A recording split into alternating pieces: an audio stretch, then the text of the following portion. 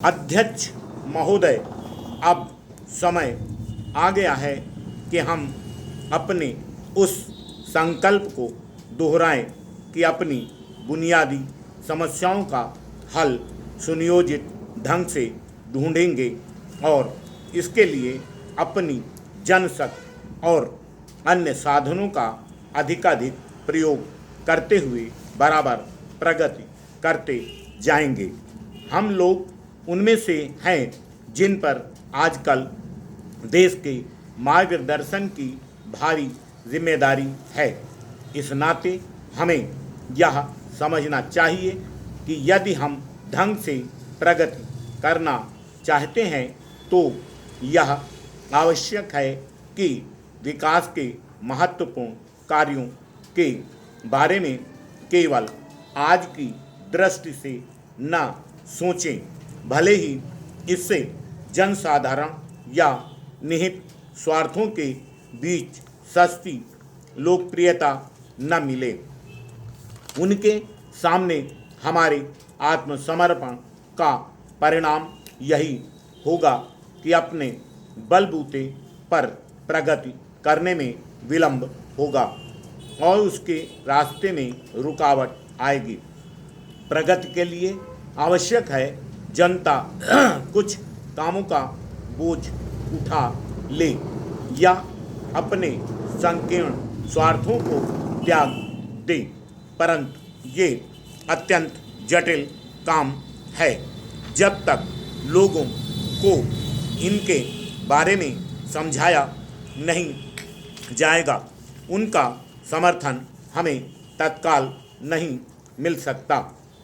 यह दुर्भाग्य की बात है कि हम जनता को साफ साफ यह बताने समझाने में हिचकते हैं कि स्थिति क्या है अथवा हमारे प्रस्तावों के क्या परिणाम निकलेंगे। न ही हम जनता का इस संबंध में मार्गदर्शन करते हैं कि किसी विशेष हालत में उसे क्या करना चाहिए, या यह हो सकता है कि अपने साथ जनता को ले चलने की अपनी क्षमता पर ही हमें पूरा विश्वास नहीं है।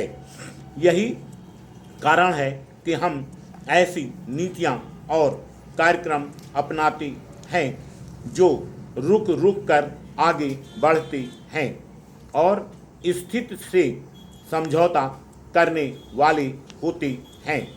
न तो उनसे हमारी समस्याओं का संतोषजनक हल निकलता है और न ही जनता उन्हें समझती है और न उसमें उत्साह पैदा होता है। दृढ़ संकल्प और अपनी जनता में पूरा विश्वास रखते हुए ही हमें अपने आयोजित विकास का दूसरा चरण पूरा करना चाहिए।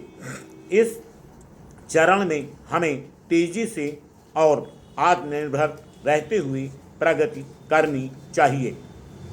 अब समय आ गया है जब हमें बड़े स्पष्ट ढंग से सोचना होगा और स्पष्ट ढंग से निर्णय लेने होंगे। पिछले 2 वर्ष भयानक कठिनाइयों के रहे। भयंकर सूखे और लड़ाइयों में हुई बर्बादियों का अनुमान लगाया जाना अभी शेष है, परंतु आज हम खेती की पैदावार के बारे में अधिक आश्वासन है। ग्रामीण क्षेत्रों की समृद्धि का हमारी शेष अर्थव्यवस्था पर गहरा प्रभाव पड़ेगा।